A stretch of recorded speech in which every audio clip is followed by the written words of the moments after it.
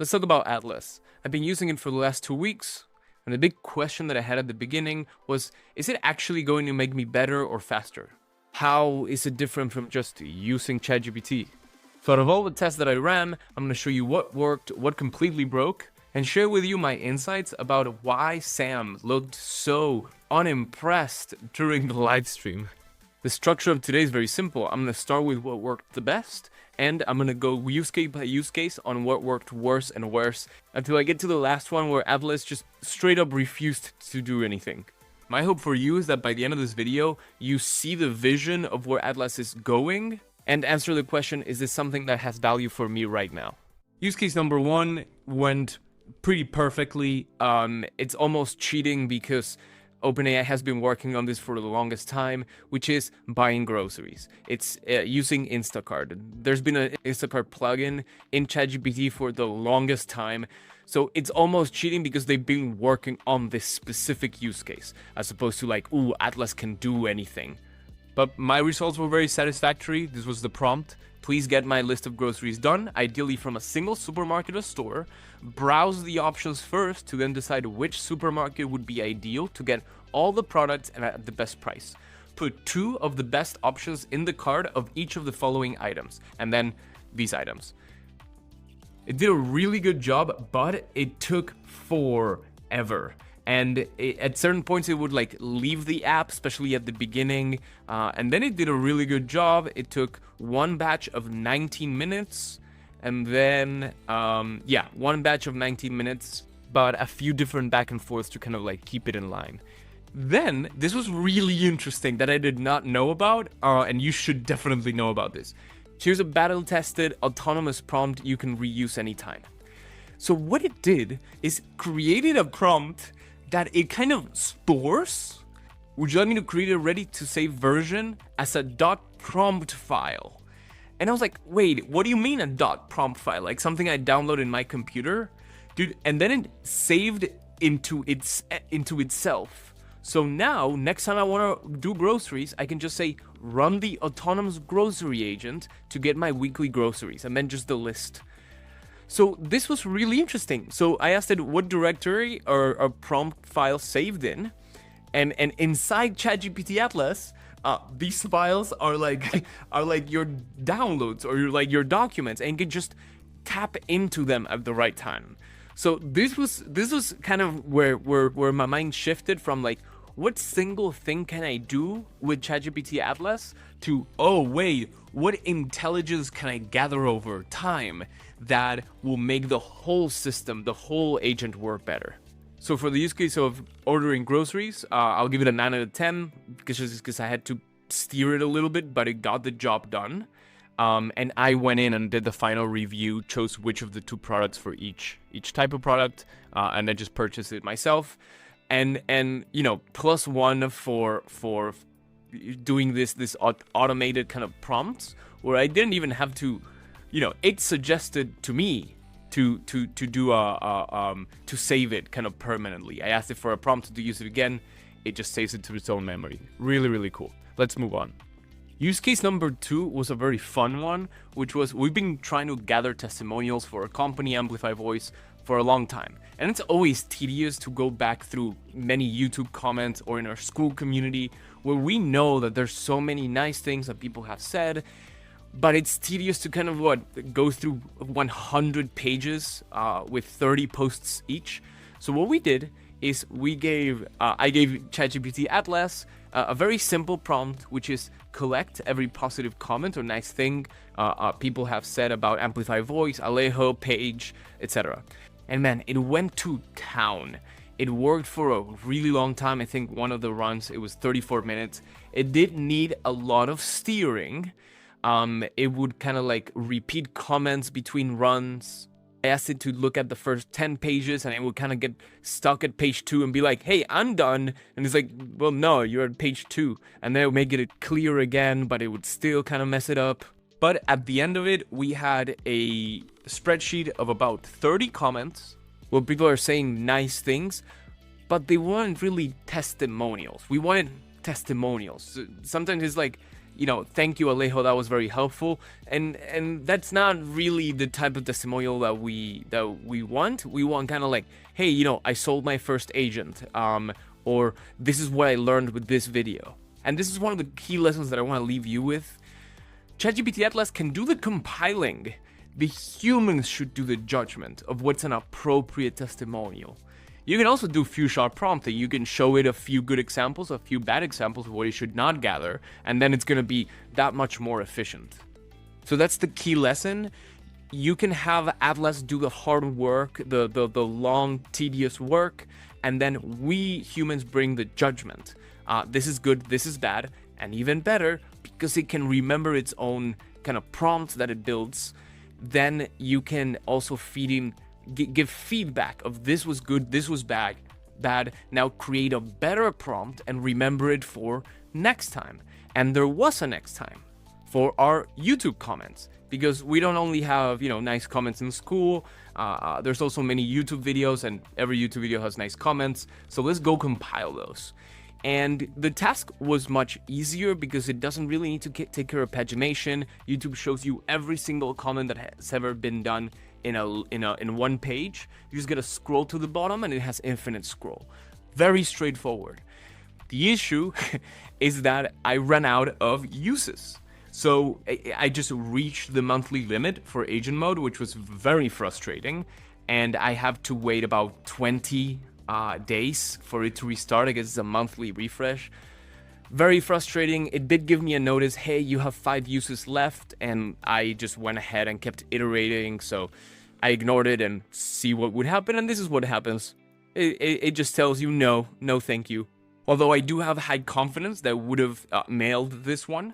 The school testimonials were not perfect, and a lot of some irrelevant stuff. So I'll give this use case about a 7 out of 10, because it wasn't super consistent in how it was reviewing comments and clicking through posts and going through the next page. So the logic was kind of off. And then the judgment of what's a good testimonial was also kind of off. If it had asked me a question, hey, what do you consider a good testimonial? I'd be like, hey, great question. Here's some examples. But it didn't. It just tried to complete the job without having enough context. So that's an issue that I've always seen with LLMs, and it's a 7 out of 10 for me. Before we jump into use case number 3, I want to share something that's relevant, some context for you to understand why the use case number 3 is so relevant. My name is Alejo. I'm CEO of Amplify Voice. We build voice AI systems for companies, enterprises. And a lot of what we do is consulting. A lot of what we do is the educational part. This is how these things work. And when we work with legal clients, they have all kinds of different CRMs, and right there in the call, they ask, hey, can you integrate into my CRM? With that context, this is the third use case. We would ask, okay, what's your CRM? And it's happened a couple times. They say Clio. Okay, well, let's say it's the first time I've never heard of the CRM. I look it up. I looked it up with Atlas. I go Clio, straight went into this page, and this is the prompt that I'm gonna write it. This is kind of like mid-discovery call. Research whether the Clio CRM for lawyers is accessible through API, how open it is for anyone to plug in, and any cost associated with it. I want to loosely integrate a text-based chatbot agent into it. I'm giving it some context. This is not actually true. I want a voice agent integrated to it, but I don't want it to go in some random branches of, voice. So you want to integrate voice into Clio? It's like, no. Let's keep it very narrow, right? This is what I'm trying to do. Let's just imagine this is a text-based chatbot. I'm gonna send this, and you'll notice that this is not agent mode. This is something you can already do with ChatGPT, and it'll give you a very, very similar answer. The issue is that in the middle of a call, it's tough to kind of write this whole thing out. So one thing you could do is create a prompt based on the prompt that I shared to research any CRM and save the prompt as a .prompt file. I'm gonna send this, and we'll see.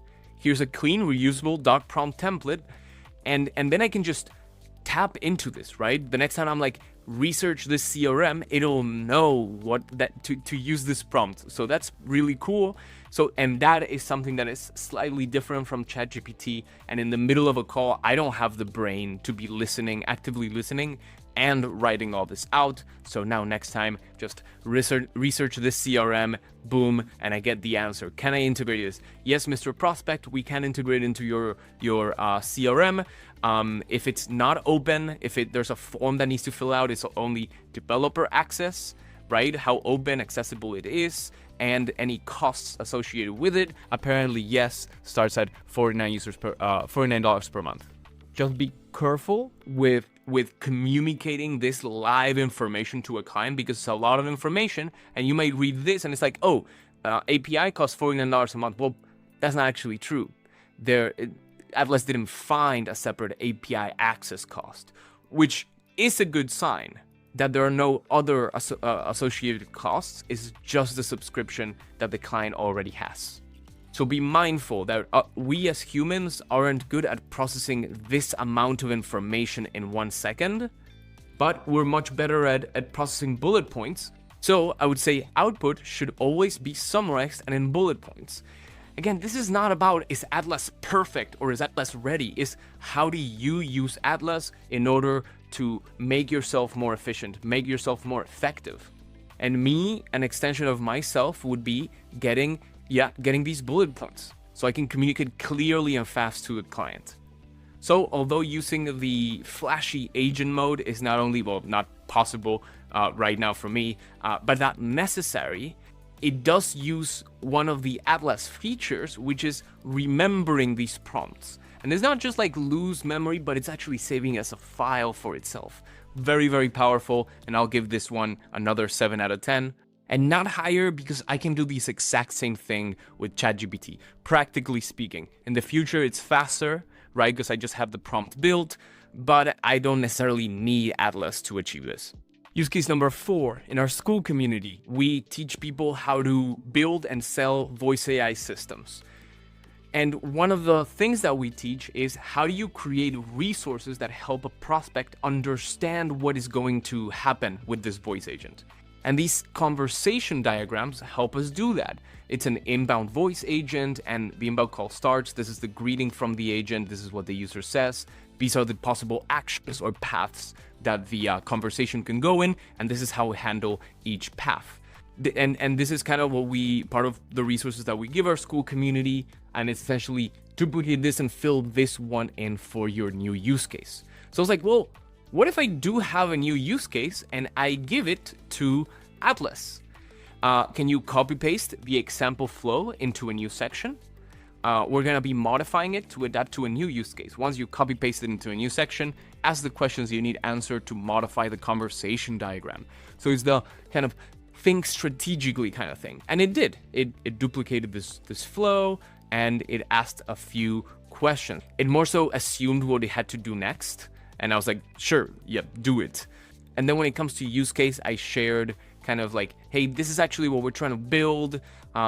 This is not necessarily for a voice agent. Doesn't matter specifically what the use case is. But I was essentially testing Atlas. Can Atlas use these things? Can Atlas think visually and understand when to add things, when to change things, and when to remove things? So this was actually a use case for Firefly's recordings and summaries. So we went in and modified some of these nodes, but it didn't really understand how to modify the flow. See, this is a sequence. First you go here and then you go here. It just kind of grabbed 2 random nodes and then just changed them. So that wasn't very satisfactory. Could have I built the prompt better? Definitely, yes. But it didn't even ask. Like, it just did it without having enough context. The funny part was when it tried to kind of like, I asked it to kind of do it again, and it just wrote these things. It wrote start 3 times, and it was just overlapping and weird. So that was interesting. This one completely failed. At least for now, it just probably doesn't have enough training data on these visual workflows. And by the way, if you are an AI consultant or you're starting your journey, this is one of the most powerful resources you can use because it helps people that aren't embedded in the AI world really get a grasp, a tangible grasp of, oh, this is what the voice agent is going to do. Yes, that is what I wanted to do. And it just gains so much trust and confidence that you can build what your client imagines. And that and many, many other things we teach in our school community. So come join us, link is below. So I give this a 3 out of 10 simply because it did follow the first instruction of copying this over, and it kind of tried to do it but completely failed. So at least it did something, and it was kind of going in the right direction. Now let's talk about the future of Atlas and whether it's worth it for you. Okay, so let's answer the big question. Is Atlas going to replace Chrome? Probably not, at least not anytime soon. My whole life and business is so embedded in Chrome profiles that it's unlikely. Even if I take out the bookmarks and import them into Atlas, it's still not quite the same. But little by little, the more I use Atlas, the more I sign into other pages that I wasn't signed into before, and the more natural it becomes. The more I talk to the ChatGPT within Atlas, the more it remembers the types of things that I do. And that is very powerful. So that personalization over time, that memory, it can create not only personalized suggestions are fine, but it's more like I do this CRM research that I'm also gonna do again. So can you just remember that this is something that I do and how I do it? And then it learns more about my business, my workflows, me. So that isn't the kind of like, if I use it more, then it works better for me. And keep that in mind. It's worth putting a little bit of investment into thinking like, okay, what is this one thing that I've been wanting to do, but I just wish that an AI did it for me. For me, it was kind of compiling all those testimonials. And that was my first use case. Now let's talk about like beyond you, what is the future of Atlas itself? Well, how do these agents get better? Better training data, more users using it? Well, the model gets better. It does things better. It learns from its mistakes. It learns from its wins. But this is something beyond. Why is Atlas so good at using Instacart? But other apps, grocery apps like Glovo, it kind of had a tough time going through the app itself. Well, there's this standard that has existed for a really long time, and that is for accessibility. It's for people that maybe have bad vision to still navigate a website, and it's called ARIA. And what OpenAI is recommending is that developers, web developers, start using some more of these practices. It's not a new programming language or anything like that. It's just, hey, can you just make sure that you have some HTML tags that are good at helping people using assisted technology, like reading out the website, and it helps them navigate, it helps them find the right thing. But at the same time, it helps agents that, yeah, they have vision and they know what they're clicking on, kind of, but they have a hard time kind of reasoning. This is why I'm clicking here versus this other place versus this other place, or knowing what to do next. And that's where this helps. Hey, if you're looking for this type of thing, you should click here. And that's what this assistive technology helps with. These accessible names and descriptions that at the same time help ChatGPT, Atlas, or any other AI browser navigate that website. So it's not only the LLM getting better, it's not only the more you use it, the more it gets personalized, it's also developers are gonna be applying these new standards of searchability for AI agents. So no, don't delete Chrome from your computer and only use this, but do start thinking and acting on one or two things that you just wish that the browser did automatically for you, and now it kind of can. It might need some steering. Make sure you get the right prompting in there. Ask it, have a conversation about, hey, I want to build this prompt for this, and then use that prompt in a new session in that same website, and it will do a much better job than like, hey, get my groceries done. So what is everything that we just covered? ChatGPT Atlas is not just Chrome with ChatGPT on top. It's a fundamentally different browser because of personalization over time, self-learning over time, and website builders adapting to new standards that help AI agents navigate those websites. We had 4 use cases ranging from like it did it pretty flawlessly and it will continue to get better to it tried copy pasting this thing and then completely failed because it lacks the judgment of what to change, what to add, what to remove. But if I gave it those instructions explicitly one by one, and then I did that same use case over and over again, it'll just get better at it. Now, I really want to hear from you because I racked my brain for 2 weeks trying to come up with use cases, trying different things. But there's a lot more that can happen from the community. So I'd love to hear from you in the comments. I read every single comment and answer to every single comment. What do you want to use this for? What comes to mind? What crazy idea where research takes you 5 hours and you could just have the AI agent click around and do the research? Let's get creative. Deep research has been around for a long time. What else other than research can we do with ChatGPT Atlas? I would love to hear from you. And finally, we put a lot of work into these videos and a lot of intention, me and the whole team. So if you can like and subscribe, that really, really helps us show this to other people. So if you find this valuable, that would be an amazing favor for us. Now I'll see you in the next one, but remember to never stop prompting.